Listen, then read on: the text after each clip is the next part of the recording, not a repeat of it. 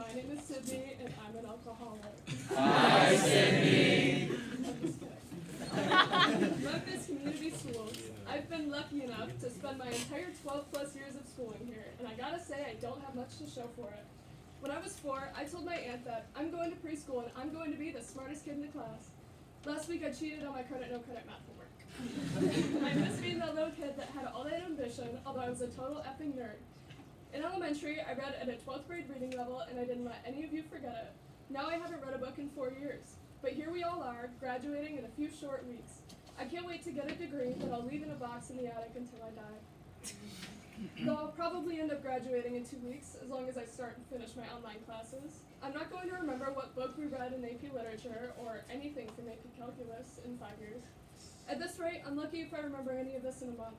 What I will remember is growing up surrounded by all of you. I'll never remember the quadratic equation, but I'll always remember everyone fighting over the tent during reading time. I'll always remember Bianca strip-teasing on the bunk beds during 5th grade camp. Oh my God. And the fear that ran down our legs when Miss Thompson came running into the cabin with fire in her eyes. I'll never forget being made fun of for my beaver fever, or trading silly bands and selling loom bracelets at recess, or the heartbreak of breaking up with my boyfriend of 6 hours. I'm going to miss playing with Swinkies and DS's on the bus and switching locker buddies every time someone annoyed me.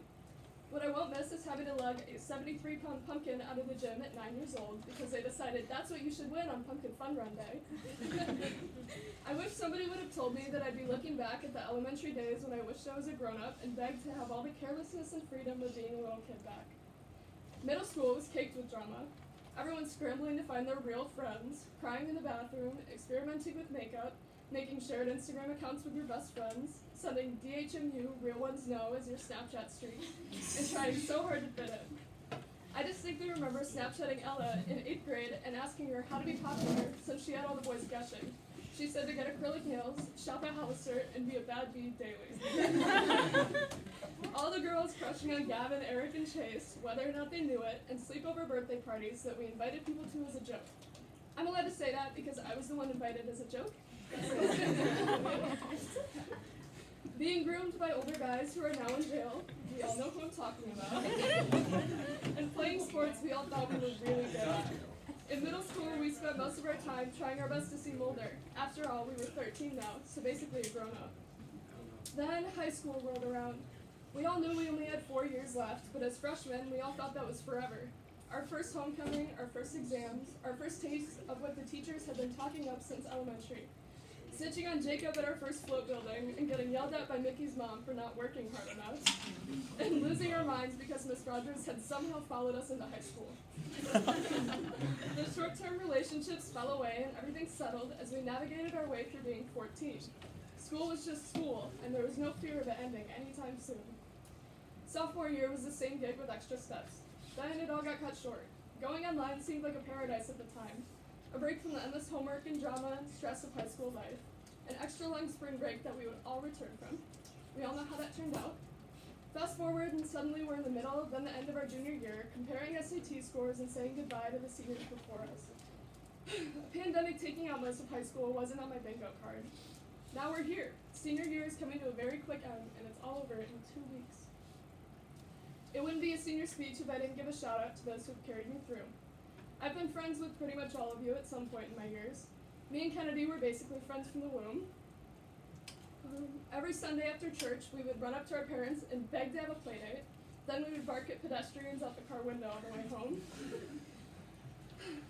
In elementary, me and Owen were the hit couple and best of friends for the first 2 years. We had a hard breakup after Taylor Swift's We Are Never Ever Getting Back Together dropped, which is very on brand for our friendship afterward. I moved on to Emma Marie and Holly through late elementary and closed out 5th grade dancing with a teddy bear at the 5th grade dance. In middle school, I bounced around like many of us did and tried out a little bit of every friend group I could. Me and Marie stuck together from elementary to high school, and Stephanie, Molly, and Kelsey got me through my junior year. I probably wouldn't have passed this year if it weren't for Haley, Ella, Taylor, Megan, and anyone else I've gone for coffee with. One of my favorite things about our grade is that senior year we all decided friend groups don't matter anymore. If you were at Sean's or Courtney's, you were a friend. I won't lie and say I'll miss playing sports. Left bench isn't a position, it's a way of life that I will carry with me for the rest of my days. My 4 years of sitting have taught me to roll with the punches, keep my head up, and have fun during literally anything because there's no use whining about it. A lot of people ask why I didn't just quit earlier, sorry, softball. It's honestly because I didn't care enough to. I was having fun just hanging out with people, and I didn't need to be on the court to do that. Plus, sports looked really good on college applications. Freshman year of volleyball was a rough one. It's never a great start when your team's motto is one season, one dub. Junior year was great on JV. There's nothing better than sitting the bench against 13-year-olds. Although it was a lot of misery, no amount of Olivia Rodrigo in the world could replace the fun we had. I think everyone in this room has heard how much I hate basketball. Softball girls, you've seen me at my absolute worst. Our 3 years together have been full of memories that will haunt me forever.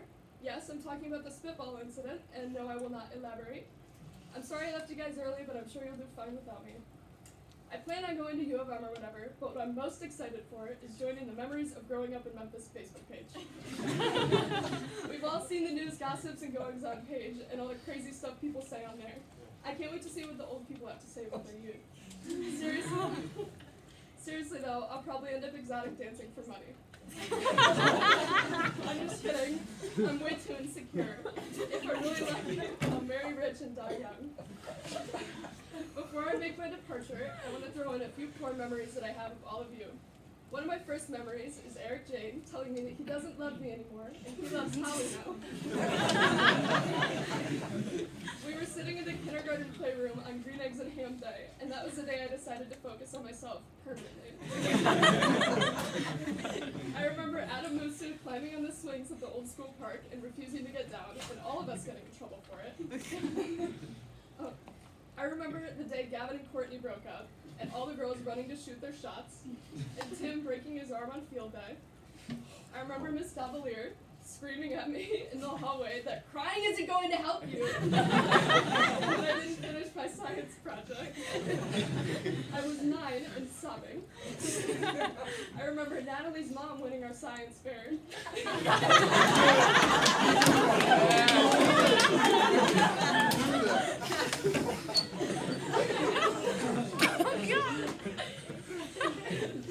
And Mr. Freelux even docked my seat salt on the last day of 5th grade. Every time I think of Sean O'Connor, I picture him in a full neon yellow Nike outfit. It's crazy how you don't realize you watch people grow up until you're about to leave them forever. I remember making the sub and Miss Rogers cry because half of the class was sitting on the floor and we convinced her that Gavin's name was pronounced Gavin. And Jacob choking Clay out in Mr. Brody's class. I remember sending Mr. Bringard off on whatever topic we could just to get out of class, and bathroom pizza parties that were Mr. K and Mr. Corbett approved. Class of 22, remember the times we had, the times that you and me had. The best and worst part of our small town is knowing everybody. Graduating with 80 kids means each and every one of you had a part to play in shaping who I am today, and that's something I can never thank you enough for. I hope every single person in this room hits their peak a long time from now, and that none of you come back to paint the rock in a few years in memory of the best time of your life. Peace out, 22. I'll see you in 30 years when I'm a rich widow.